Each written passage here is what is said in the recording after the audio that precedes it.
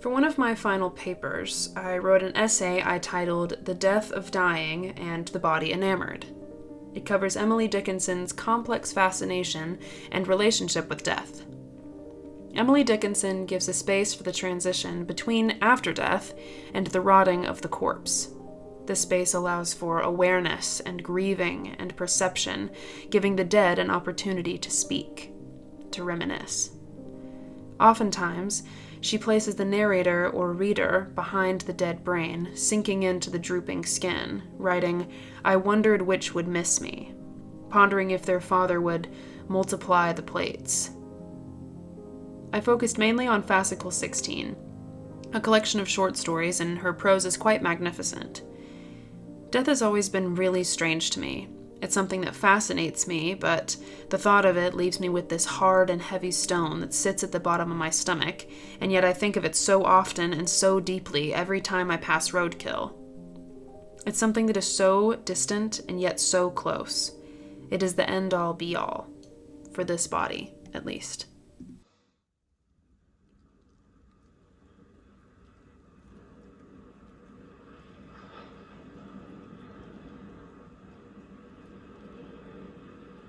Vem är du? Jag är döden. Kommer du för att hämta mig? Jag har redan länge gått vid din sida. Det vet jag. Är du beredd? Min kropp är rädd. Inte jag själv.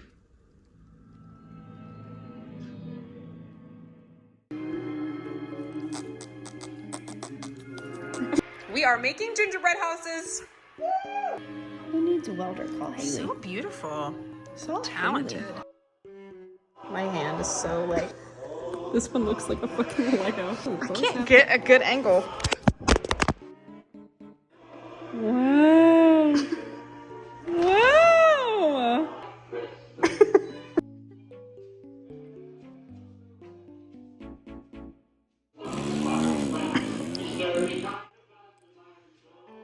We got the bakery and The bunko? the bank.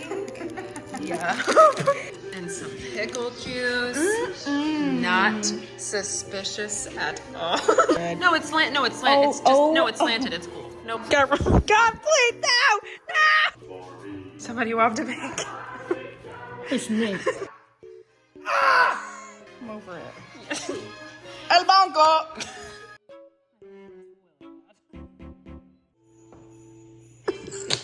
So now we reverted to Jiffy. Ew! The snow is so sweet. And then we have Huey's. Part 2. I'll say, can you see? Guys, we've locked in. We officially locked in. We aren't playing around anymore. This is serious now. It's a serious Christmas Village business. I still suck. No, this looks so toot. Oh my god. From Walt Whitman's I Sing the Body Electric. The brain in its folds inside the skull frame. Sympathies, heart valves, palate valves, sexuality, maternity, womanhood, and all that is woman, and the man that comes from the woman. The curious sympathy one feels when feeling with the hand the naked meat of the body. お分かりですか？これが何だか。いや、分かってないな。あなたにはお分かりになっていないんだ。人体の模造品、そうでしょう。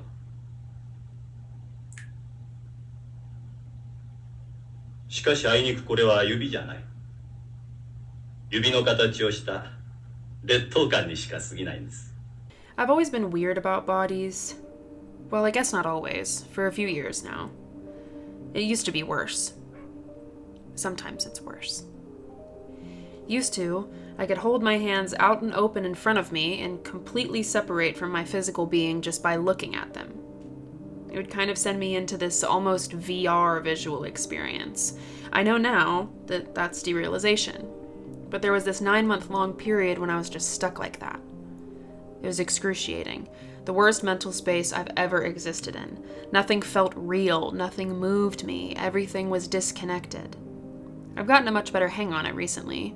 It's been about a year since I've actually even had much of an issue with it. But sometimes I do have to take my glasses off because looking through them makes me feel weird. I don't know. The body and death and the connection of the two is so horrifyingly yet wonderfully fascinating.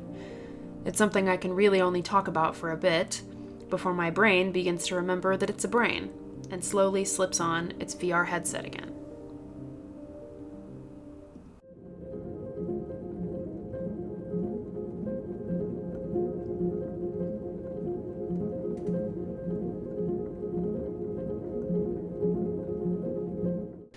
I am so happy to be done with this semester. Right now, I'm smack in the middle of finals week, which for me consists of 4 papers, 2 of which are conference length, and 2 final exams. But by the time this is posted, I'll be on break. I'm feeling a lot better now that I'm able to have a space creatively. I mean, I really didn't have any hobbies for like the past 3 years that didn't include hanging out with friends or watching YouTube or picking up my guitar for 2 minutes until I became annoyed at the way nothing ever sounded right anymore. I really don't know what I've been doing for the past few years. It feels like wasted time, but I know it wasn't. It's never too late to make space creatively, and I'm really happy for that. I'm about to take my French exam. I haven't studied for it at all. I thought it was due tonight at 10:20. It's due in 2 hours at 10:20. So I guess I'm about to do that. It's okay though, because I just have to get a C in French so that I can get the next French class. And even if I get a 0 on this, I'll have a 74 in the class. Trust, I checked. Oh my God. I'm really not that worried because I can make a 0. You know what I mean? So, wish me luck, I guess. Oui. I made a 36. Thank you. That's pretty normal for those French exams though, because there's a lot of stuff he has to grade post-test. I'm probably gonna end up with a 42, don't get me wrong. But so this week we are doing conference paper presentations, but our professor wants us to go see everyone, so that means that I would have to drive 45 minutes every day. I don't want to do that.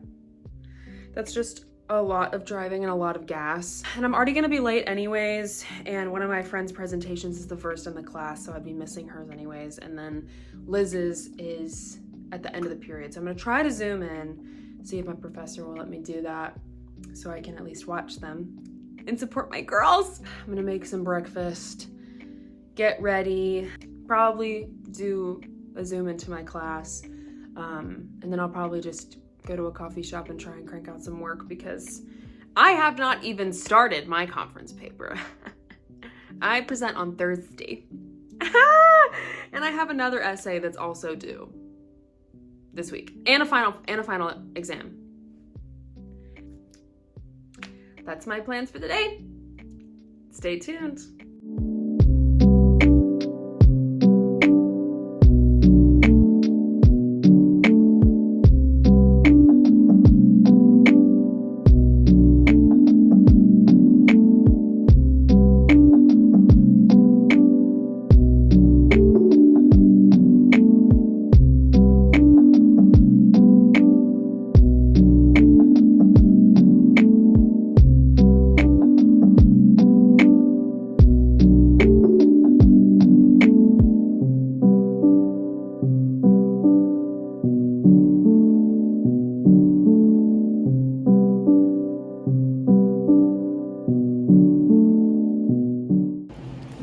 So this was gonna be the outfit. I think it's really cute, but this shirt is driving me insane. Keep my new bag though. $3 $3. It's just like stuck. And Mama knows how to sweat. So I think I'm gonna change shirts. It was so cute though. Oh well. So I just finished my conferences. Everyone did so good. All their presentations were so good and they were great and it was wonderful. So my plan now is to go to a coffee shop for a little bit. I really want to go ahead and get my conference paper done today because I need to get it done so that I can have space for my other essay. But the other essay is a lot smaller and I also care way less about that one.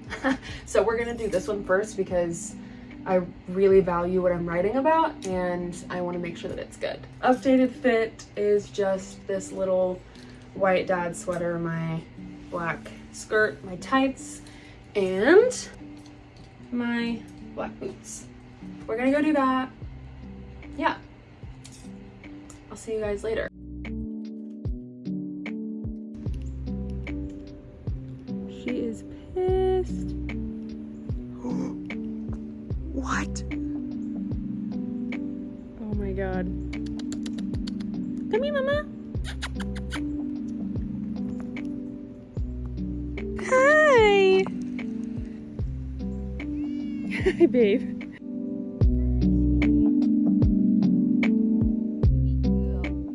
I did not end up finishing my conference paper today. I got like maybe 3 pages into it, which is still fine. That's still something. I was at the cafe for maybe 2.5, 3 hours, but I made the mistake of ordering actual coffee instead of my usual decaf, and caffeine and my body have literally never gotten along. There's a chemical resistance for some reason. I am just so sensitive to it. I like to think that it'll make me energized and motivated, but then I just end up sitting there thinking about how weird my skin feels and that I should go home and drink water. Sometimes it's fine, and sometimes it's not, and this time it wasn't. It put me in a horrifically panicked headspace for the rest of the day. An email was sent to my lovely therapist as needed. I tried to be productive by taking my laundry and cleaning up a bit. I ended up taking a bath, which was nice, except for the fact that my water heater is busted, and I ended up pruning in 3 inches of lukewarm water at best. I am someone who wants half of her bath to end up being her sweat. Like, I want to pick my leg up out of the water and see steam rising off of it. I just want my bath to make me sweat and make me hotter. So it was an interesting experience to feel like soup that was left out for too long and got cold. I tried to add bubbles to make it better. It did make me feel better about sitting in 3 inches of sad bath water.